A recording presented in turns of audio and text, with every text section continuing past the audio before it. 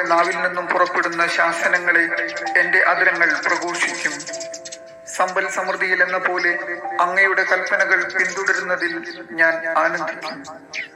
ഞാൻ അങ്ങയുടെ പ്രമാണങ്ങളെ പറ്റി ധ്യാനിക്കുകയും അങ്ങയുടെ മാർഗത്തിൽ ദൃഷ്ടി ഉറപ്പിക്കുകയും ചെയ്യും.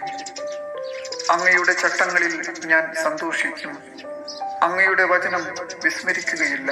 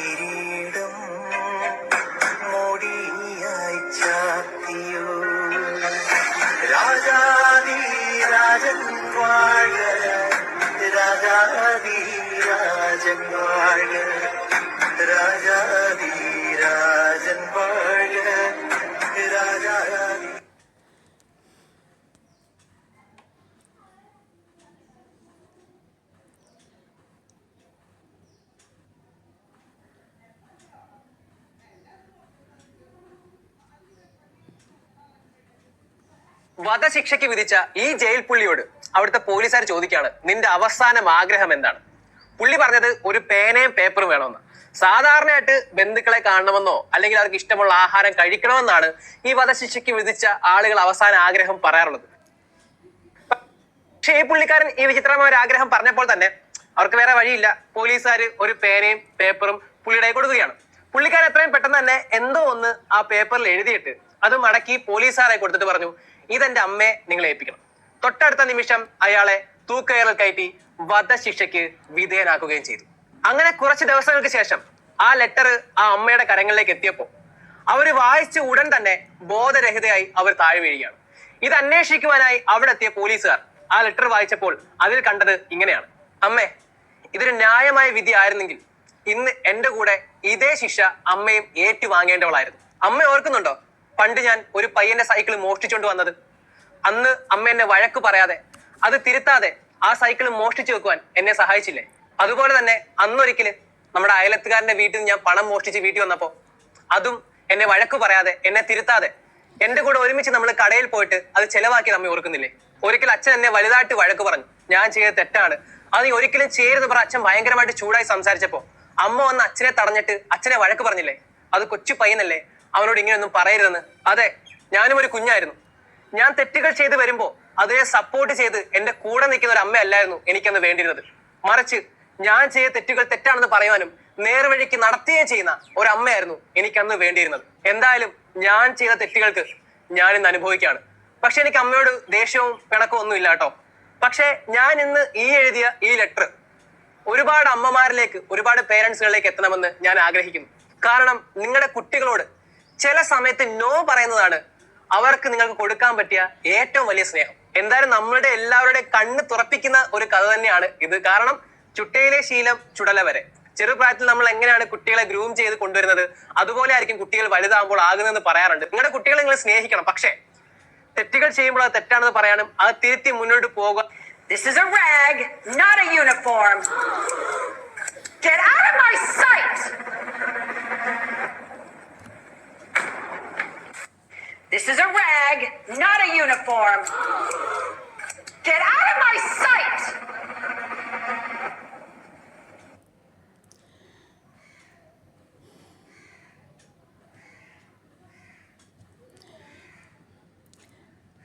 ഇപ്പോൾ ഞാൻ പറഞ്ഞ കുട്ടികളെ തെറ്റ് കാണുമ്പോൾ ശിക്ഷിക്കണം എന്ന് പറഞ്ഞപ്പോൾ ഞാൻ എൻ്റെ കുട്ടിക്കാലം ഓർത്തുപോയി. പണ്ട് നാട്ടിൽ എല്ലാവർക്കും ദാരിദ്ര്യമുള്ള ഒരു ഒരു കാലം വന്നു. അന്ന് അമ്മ അയലക്കത്തുള്ള വീടുകളിൽ നിന്നും കുട്ടികളെ പൈസ കൊടുത്ത്, എൻ്റെ അമ്മ എനിക്കും പൈസ തന്ന് പറമ്പിലെ ഒരു വീട്ടുകാരുടെ അവിടെ പോയി കൊള്ളി മേടിച്ചു കൊണ്ടുവരാൻ പറഞ്ഞു. അവിടെ ചെന്നപ്പോൾ അവർ പറഞ്ഞു, കൊള്ളിയൊന്നും കൊടുക്കുന്നില്ല ഇപ്പോൾ എന്ന് പറഞ്ഞു. ഞങ്ങളെല്ലാ കുട്ടികളും കൂടി ഒരു പരിപാടി ഇട്ടു. വിശന്നിട്ട് എല്ലാവരും സ്കൂൾ വിട്ട് വന്ന് വിശന്നിട്ടാണ് ഇരിക്കുന്നത്. എന്താ കഴിക്കുക ഉണ്ടാവുക എന്ന് വിചാരിച്ച് എല്ലാവരും കൂടി ഒരു പരിപാടി ഇട്ടു. നമുക്ക് പറമ്പിലേക്ക് വേലിയിലെ കഴയിലെ കടന്ന് ഓരോ കൊള്ളി എല്ലാവർക്കും പറിച്ചു കൊണ്ട് വീട്ടിലേക്ക് പോവാം. അങ്ങനെ 5-8 കുട്ടികളുണ്ടായിരുന്നു. അധികം പ്രായമൊന്നുമില്ല ഞങ്ങൾക്ക്. കൊള്ളി പറിച്ച് അതെല്ലാം കൊള്ളി അടർത്തിയെടുത്ത് വീട്ടിൽ അമ്മയ്ക്ക് കൊണ്ട് കൊടുത്തു. ഓരോ വീടുകളിലും കുട്ടികൾ അവരവരുടെ വീട്ടിൽ കൊണ്ട് കൊടുത്തു. കട്ടതാണെന്ന് ആരും പറഞ്ഞില്ല. പക്ഷേ പൈസ എന്തോ ഉണ്ടായി. കൊണ്ട് തന്നയച്ച പൈസ ഞങ്ങൾ എടുത്തു വെച്ചത് എന്തോ ഉണ്ടായി. അമ്മ അതിനെപ്പറ്റി ചോദിച്ചു. സത്യം പറയേണ്ട വന്നു. എന്തായാലും കൊള്ളി പുഴുങ്ങി കഴിച്ചത് കഴിഞ്ഞു. ഇനി അത് തിന്ന് കഴിഞ്ഞു. ഇനി അത് കൊണ്ടു കൊടുക്കാൻ പറ്റില്ലല്ലോ അവർക്ക്.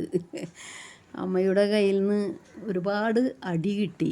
ഇനി മേലാൽ ഇങ്ങനെ ചെയ്യരുതെന്ന് പറഞ്ഞ് ഞാനത് സങ്കടത്തോടെ വിശപ്പൊക്കെ മാറ്റി കൊള്ളിയൊക്കെ തിന്ന് വിശപ്പ് മാറി ഈ അടിയുടെ വേദനയും കൊണ്ട് പുറത്തേക്ക് കടന്നപ്പോൾ എല്ലാ വീടുകളിലും അവരുടെ അമ്മമാരുടെ കയ്യിൽ നിന്ന് അടി കിട്ടിയ കഥകളുമായി എല്ലാവരും ഒരുമിച്ച് സമ്മേളിച്ചു ഒരു സ്ഥലത്ത്. അത് ശരിയാണ് പറയുന്നത്. ചെറുപ്പത്തിലേ ആയാലും തെറ്റാണെന്ന് ചൂണ്ടിക്കാട്ടി മാതാപിതാക്കൾ ശിക്ഷിക്കണം. അതല്ലെങ്കിൽ നമ്മൾ നല്ല രീതിയിൽ വളരുകയില്ല. അത് എനിക്ക് ഇത് പറഞ്ഞപ്പോൾ ഓർമ്മ വന്നു.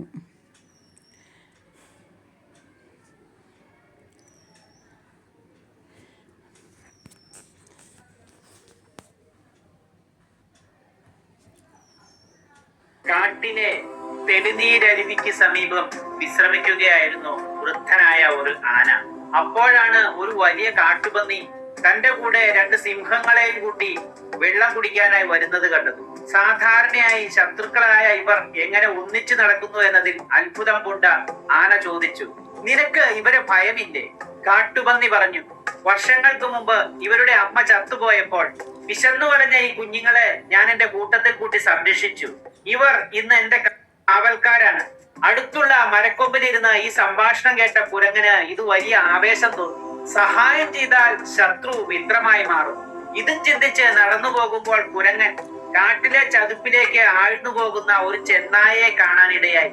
കാട്ടുപന്നിയുടെ കഥയോർത്ത കുരങ്ങൻ ഒരു വലിയ മരക്കൊമ്പ് ചെന്നായയുടെ രക്ഷയ്ക്കായി ഇട്ടുകൊടുത്തു. കമ്പിൽ പിടിച്ച് ചെന്നായയെ കരയ്ക്ക് കയറാൻ സഹായിച്ചു. എന്നാൽ കരയ്ക്ക് കയറിയ ഉടനെ ചെന്നായ കുരങ്ങനെ ആക്രമിച്ചു. മുറിവേറ്റ കുരങ്ങൻ പ്രാണവേദനയോടെ ആനയുടെ അടുത്തെത്തി കാര്യം പറഞ്ഞു. ആന ശാന്തനായി മറുപടി പറഞ്ഞു, കാട്ടുപന്നി സഹായിച്ചത് സിംഹകുഞ്ഞുങ്ങളെയാണ്, എന്നാൽ നീ സഹായിച്ചത് ഒരു ചെന്നായയെയും. പ്രകൃതത്തിൽ ക്രൂരതയും മനസ്സിൽ വിഷമുള്ളവരെയും സഹായിച്ചാൽ ഇതായിരിക്കും ഫലം.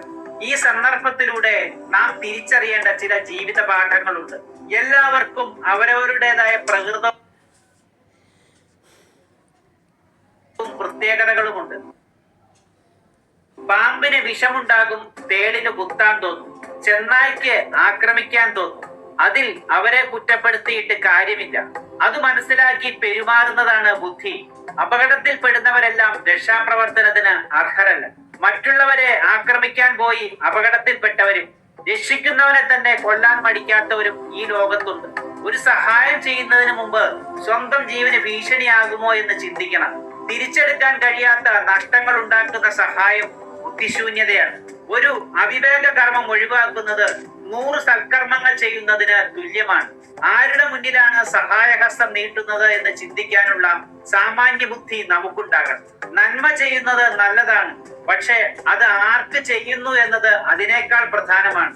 അണയാതെ കാത്ത തിരിനാളത്തിൽ നിന്നും കൈ കൊള്ളാതിരിക്കണമെങ്കിൽ അതീവ നമ്മൾ തമ്മിൽ കാണും.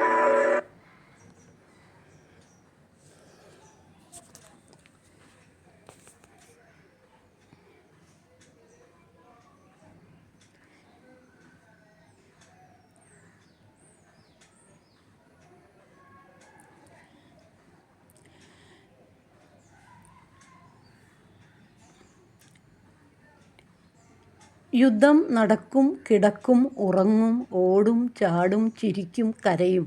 ഒന്നും ചെയ്യാനാവില്ല. 800 കോടി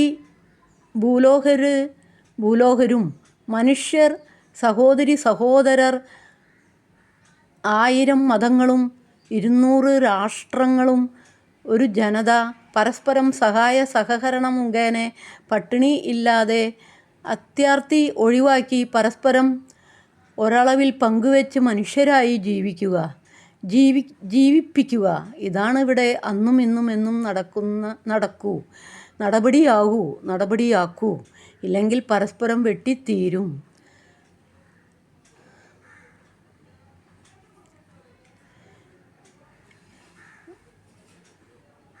ആയിരം മതങ്ങളും 200 രാജ്യങ്ങളും ഒന്നും ചെയ്യാനാവില്ല ഇതിനപ്പുറം. സങ്കീർത്തനം 49 പറയും. സങ്കീർത്തനം 49 പറയും പോലെ ജീവിക്കുക. അല്ലെങ്കിൽ 8 ബില്യൺ ഭൂവാസികൾ ഒരു കട്ടപ്പുക മാത്രം നാളെ.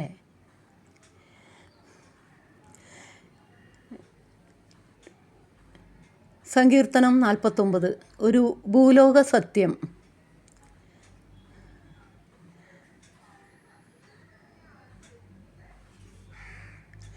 ലോകത്തിലെ ഏറ്റവും വലിയ കോടീശ്വരനായ ഈലോൺ മസ്ക് മുതൽ അന്നത്തിന് പിച്ചയെടുക്കുന്ന പിച്ചക്കാരനും, ട്രംപ്, മോഡി, പിണറായി, VD സതീശൻ തുടങ്ങിയവരും എന്നുവെച്ചാൽ ഈ ഭൂലോകത്തിലെ സകല നിവാസികളും 800 കോടി, താഴ്ന്നവരും ഉയർന്നവരും ധനികരും ദരിദ്രരും ഒരുപോലെ ഒന്നല്ല 1000 വട്ടം വായിക്കേണ്ട ബൈബിളിലെ ഏക അധ്യായം സങ്കീർത്തനം 49. ആമേൻ. സങ്കീർത്തനം 59. സകല ജനങ്ങളുമായുള്ളവരെ ഇത് കേൾക്കുവിൻ, ഭൂലോകത്തിലെ സകല നിവാസികളുമായുള്ളവരെ ചെവി കൊള്ളുവിൻ. താഴ്ന്നവരും ഉയർന്നവരും ധനികരും ദരിദ്രരും ഒരുപോലെ. എൻ്റെ വായ് ജ്ഞാനത്തെക്കുറിച്ച് സംസാരിക്കും, എൻ്റെ ഹൃദയത്തിൻ്റെ ധ്യാനം വിവേകത്തെക്കുറിച്ചായിരിക്കും. ഞാൻ ഒരു ഉപമയ്ക്ക് എൻ്റെ ചെവി ചായ്ക്കും. വീണ വായിച്ച് കൊണ്ട് എൻ്റെ ഇരുണ്ട വചനം തുറക്കും. എൻ്റെ കുതികാൽ അകൃത്യം എന്നെ വളയുന്ന ദുഷ്കാലത്ത് ഞാൻ എന്തിനു ഭയപ്പെടണം? തങ്ങളുടെ സമ്പത്തിൽ ആശ്രയിക്കുകയും തങ്ങളുടെ ധനസമൃദ്ധിയിൽ പ്രശംസിക്കുകയും ചെയ്യുന്നവർ, അവരിൽ ആർക്കും തൻ്റെ സഹോദരനെ വീണ്ടെടുക്കാനോ ദൈവത്തിന് മറുവില കൊടുക്കാനോ കഴിയില്ല. അവരുടെ ആത്മാക്കളുടെ വീണ്ടെടുപ്പ് വിലയേറിയതാണ്, അത് എന്നേക്കും നിലയ്ക്കുന്നു. അവൻ എന്നേക്കും ജീവിക്കുകയും ദ്രവത്വം കാണാതിരിക്കുകയും ചെയ്യും. 10 ജ്ഞാനികൾ മരിക്കുന്നതും മൂഢനും മൃഗപ്രായനും ഒരുപോലെ നശിച്ചു പോകുന്നതും അവരുടെ സമ്പത്ത് മറ്റുള്ളവർ വിട്ടുകൊടുക്കുന്നതും അവൻ കാണുന്നു. അവരുടെ ഭവനങ്ങൾ എന്നേക്കും നിലനിൽക്കുമെന്നും അവരുടെ വാസസ്ഥലങ്ങൾ തലമുറയായും നിലനിൽക്കുമെന്നുമാണ് അവരുടെ ഉള്ളിലെ വിചാരം. അവർ തങ്ങളുടെ ദേശങ്ങളെ സ്വന്തം പേരുകളിൽ വിളിക്കുന്നു. എന്നിരുന്നാലും മനുഷ്യർ ബഹുമാനത്തോടെ നിലനിൽക്കുന്നില്ല. അവൻ നശിച്ചു പോകുന്ന മൃഗങ്ങളെപ്പോലെയാണ്. അവരുടെ വഴി ഇതാണ്, അവരുടെ ഭോഷത്വം. എങ്കിലും അവരുടെ പിൻഗാമികൾ അവരുടെ വാക്കുകൾ അംഗീകരിക്കുന്നു. സേല. ആടുകളെപ്പോലെ അവരെ ശവക്കുഴിയിൽ കിടക്കും, മരണം അവരെ മേയ്ക്കും. നേരുള്ളവർ രാവിലെ അവരെ ഭരിക്കും. അവരുടെ സൗന്ദര്യം ശവക്കുഴിയിൽ അവരുടെ വാസസ്ഥലത്തു നിന്ന് മാഞ്ഞുപോകും. എന്നാൽ ദൈവം എൻ്റെ പ്രാണനെ ശവക്കുഴിയുടെ അധികാരത്തിൽ നിന്ന് വീണ്ടെടുക്കും, കാരണം അവൻ എന്നെ സ്വീകരിക്കും. സേല. ഒരുവൻ സമ്പന്നനാകുമ്പോൾ അവൻ്റെ വീടിൻ്റെ മഹത്വം വർദ്ധിക്കുമ്പോൾ നീ ഭയപ്പെടരുത്. അവൻ മരിക്കുമ്പോൾ അവൻ യാതൊന്നും കൊണ്ടുപോകുകയില്ല, അവൻ്റെ മഹത്വം അവൻ്റെ പിന്നാലെ ഇറങ്ങുകയില്ല. അവൻ ജീവിച്ചിരിക്കുമ്പോൾ തൻ്റെ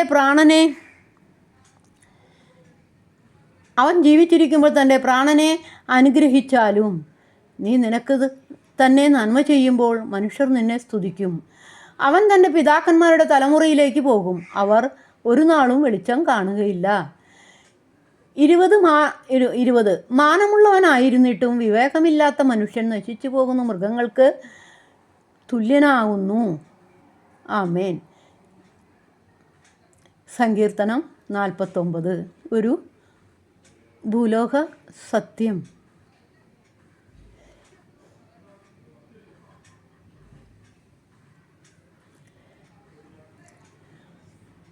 നല്ലൊരു ചിന്ത. ഒരു ഗ്രാമത്തിൽ മധു എന്നൊരാൾ ജീവിച്ചിരുന്നു. ഒരിക്കൽ അയാളുടെ അയൽക്കാരൻ അവനെ അപമാനിച്ചു. ആ ദിവസം മുതൽ മധുവിൻ്റെ മനസ്സിൽ പ്രതികാരാഗ്നി കത്തിത്തുടങ്ങി. അവൻ ദിവസവും ചിന്തിച്ചത് എങ്ങനെ പ്രതികാരം നടത്താമെന്നായിരുന്നു. ആ ചിന്ത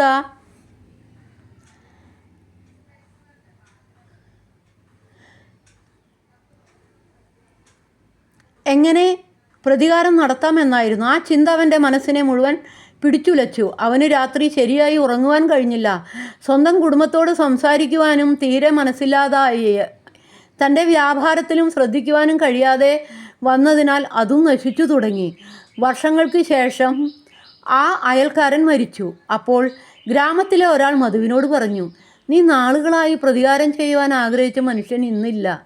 അപ്പോഴാണ് മധു ഒരു സത്യം തിരിച്ചറിഞ്ഞത്. അയാൾ ദുഃഖത്തോടെ പറഞ്ഞു, അവൻ എന്നെ ഒരു ദിവസം മാത്രമേ വേദനിപ്പിച്ചുള്ളൂ. പക്ഷേ ഞാൻ അവനോടുള്ള പ്രതികാര ചിന്തയാൽ വർഷങ്ങളോളം എൻ്റെ ജീവിതം നശിപ്പിച്ചു.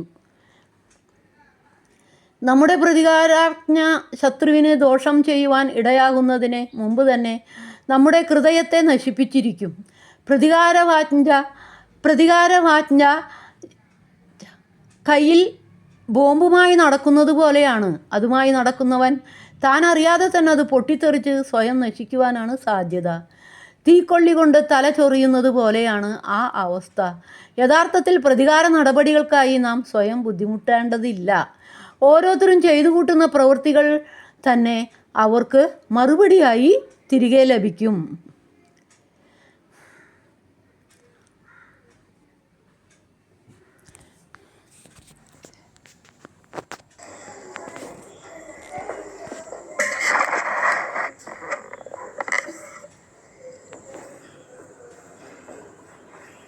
എല്ലാവർക്കും നല്ലൊരു ദിവസം ആശംസിക്കുന്നു. പണത്തിനോട് ഒരു തരം പ്രത്യേക ആസക്തിയാണ് എല്ലാവർക്കും ഉള്ളത്. എത്ര പണം കിട്ടിയാലും തൃപ്തി വരാത്ത അവസ്ഥ. ഒരു ഭ്രാന്തൻ ആവേശമാണ് പണത്തിനോട്, വസ്തുവിനോട്, ബിസിനസ്സിനോട് മിക്കവാർക്കും. ഇതുപോലെ എന്തെന്ന് വെച്ചാൽ ഇതെല്ലാം മാറ്റി ദൈവവചനത്തിനോട് ആയിരിക്കണം നമ്മുടെ ആസക്തി. പണത്തിനോടുള്ള ആസക്തി മൂലം നാം നശിക്കുന്നു, ആത്മനഷ്ടം സംഭവിക്കുന്നു, അസ്വസ്ഥതകൾ കുന്നുകൂട്ടുന്നു, ജീവിതത്തിലുടനീളം പരാജയം ഏറ്റുവാങ്ങുന്നു. മദ്യാസക്തി, കാമാസക്തി, ധനാസക്തി, ഇങ്ങനെയുള്ള 1 യോഹന്നാൻ 2:15 എല്ലാ ആസക്തികളോടും വിട പറഞ്ഞ് ദൈവവചനത്തോട് ഒരു പ്രത്യേക ആവേശം നമുക്കുണ്ടായിരിക്കണം. എല്ലാത്തിൻ്റെയും അടിസ്ഥാനം വചനമായിരിക്കണം. കാറ്റും കോളും നിറഞ്ഞ കടലിൽ ഒരു കപ്പലിനെ ഒരു കപ്പിത്താൻ ശരിയായി നിയന്ത്രിക്കുമ്പോൾ അവൻ ഒരു നല്ല കപ്പിത്താനായി മാറുന്നു. അതുപോലെ NH റോഡിൽ കൂടി പോകുന്ന വണ്ടി തിരക്ക് പിടിച്ച ഈ NH റോഡിൽ കൂടി യാതൊരു അപകടവും കൂടാതെ വണ്ടിയെ നിയന്ത്രിച്ച് ലക്ഷ്യത്തിൽ എത്തിക്കുന്നവനെ നല്ല ഡ്രൈവർ എന്ന് പറയുന്നു. ഫുട്ബോൾ കളിക്കുമ്പോൾ ടീമിൽ 11 പേരിൽ നന്നായി കളിക്കുന്നവനെ കളിക്കാരൻ എന്ന് പറയുന്നു. ടീമിൽ സ്ഥാനം പിടിച്ചതുകൊണ്ട് മാത്രം ഒരുത്തൻ കളിക്കാരനാവുന്നില്ല. ഇതുപോലെ ഒന്നിനും കുറവില്ലാതെ തിന്നുകുടിച്ച് ജീവിക്കുന്ന ഒരു വ്യക്തിയെ, സ്വാർത്ഥത നിറഞ്ഞ ജീവിതം നയിക്കുന്ന വ്യക്തിയെ നല്ല മനുഷ്യനെന്ന് എങ്ങനെ പറയും? ജീവിതമാകുന്ന കടലിനെ കാറും കോളും നേരിട്ട് മുന്നോട്ട് കൊണ്ടുപോകുന്നവനെ നല്ല മനുഷ്യൻ എന്ന് പറയാം. പാപത്തിന്റെ ശമ്പളം മരണമത്രേ. ഒരു വ്യക്തി ദുഷ്ടത കാണിക്കുമ്പോൾ അവൻ ദുഷ്ടതയാണ് കാണിച്ചതെന്ന് അവൻ മനസ്സിലാക്കുന്നില്ല. എൻ്റെ മനസ്സിൽ ക്യാൻസർ പടർന്നു പിടിച്ച് കൊണ്ടിരിക്കുകയാണെന്ന് അവൻ അറിയുന്നില്ല. ഇവർ വചനത്തെ വളച്ചൊടിക്കും. നീതീകരണവും ന്യായീകരണവും ഇവരുടെ മുതൽക്കൂട്ടാണ്. ബുദ്ധിയുടെയും യുക്തിയുടെയും തലം ഇവരുടെ സന്തത സഹചാരിയാണ്. ഇവരുടെ മനസ്സിന്റെ ക്യാൻസറിന്റെ ആഴം കണ്ട് നമുക്ക് ഇവരോട് നിസ്സഹായത തോന്നണം. ഈ ക്യാൻസറിന്റെ നീരാളിപ്പിടുത്തത്തിൽ നിന്ന് ഈ കൂട്ടുകാരനെ മോചിപ്പിക്കണം.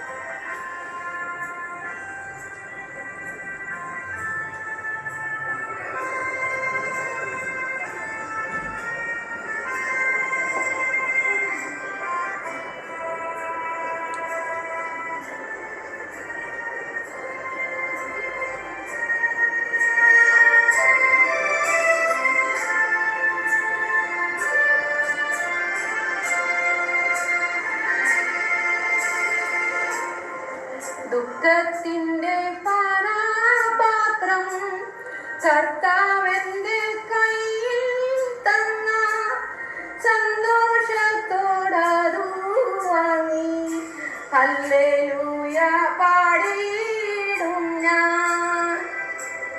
ദുഃഖത്തിന്റെ പാനപാത്രം കർത്താവെന്റെ കയ്യിൽ തന്ന സന്തോഷത്തോടതു വാങ്ങി ഹല്ലേലൂയ പാടിയിടും ഞാൻ. ദോഷമായിട്ടൊന്നും എന്നോ എന്റെ താതൻ ചെയ്യുകയില്ല. എന്നെ അവൻ അടിച്ചാലും അവൻ എന്നെ സ്നേഹിക്കുന്നു. ദോഷമായിട്ടൊന്നും എന്നോ എന്നെ താതൻ ചെയ്യുകയില്ല. എന്നെ അവൻ അടിച്ചാലും അവൻ എന്നെ സ്നേഹിക്കുന്നു. കഷ്ടനഷ്ടമേറി വന്നാൽ ഭാഗ്യവാനായി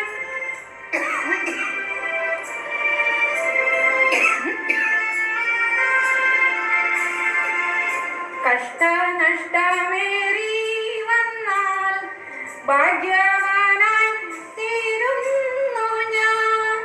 കഷ്ടമേറ്റ കർത്താവോട് കൂട്ടാളിയായി തീരുന്നു ഞാൻ. കഷ്ടനഷ്ടമേറി വന്നാൽ ഭാഗ്യവാനായി തീരുന്നു ഞാൻ. കഷ്ടമേറ്റ കർത്താവോട് കൂട്ടാളിയായി തീരുന്നു ഞാൻ.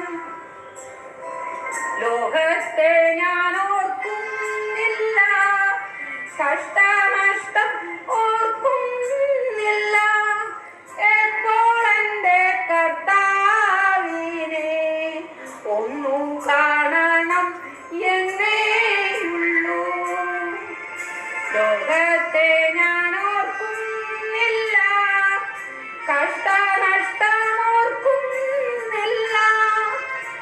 എപ്പോൾ എൻ്റെ കർത്താവിനെ ഒന്നു കാണണം എന്നേയുള്ളൂ.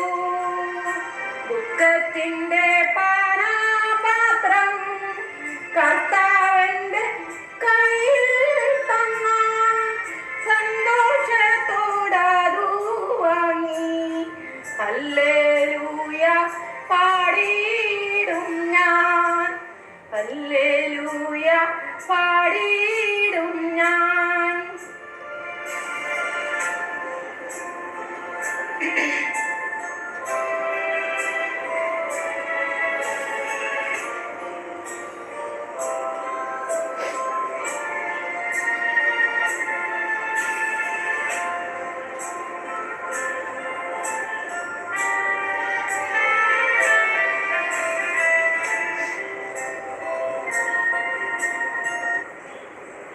ഈ പാട്ട് കൊച്ചു ഉപദേശി ഒരു വിശുദ്ധനെ പോലെ അദ്ദേഹം പാടിയ പാട്ടാണ്. മരിച്ചിട്ട് എത്ര വർഷമായെന്ന് എനിക്കറിയില്ല. എല്ലാവർക്കും അറിയുന്ന ഒരു വിശുദ്ധനെ പോലെയുള്ള കൊച്ചു ഉപദേശി, അതാണ് പേര്. പണ്ടത്തെ ആൾക്കാർക്കും കാരണന്മാർക്കൊക്കെ ഇദ്ദേഹത്തെ ഈ ഇപ്പൊ ജീവിച്ചിരിക്കുന്നുണ്ടെങ്കിൽ വളരെയധികം പ്രാപ്യമായിട്ടുണ്ടാവും. എല്ലാവർക്കും പണ്ടത്തെ കാരണന്മാർക്കെല്ലാം ഇദ്ദേഹത്തെ അറിയാം. എനിക്ക് ഇദ്ദേഹത്തിൻ്റെ ഇതും കൂടാതെ വേറെയും പാട്ടുകളുണ്ട്. എല്ലാം വളരെ അർത്ഥമുള്ള പാട്ടുകളാണ്. എനിക്ക് പാടാനായാലും കേൾക്കാനായാലും വളരെ ഇഷ്ടമാണ്. എല്ലാവർക്കും ഗുഡ് നൈറ്റ്. എല്ലാവർക്കും നല്ലൊരു ദിവസം ആശംസിച്ചുകൊണ്ട് പ്രാർത്ഥനയോടെ ഗുഡ് മോർണിംഗ്.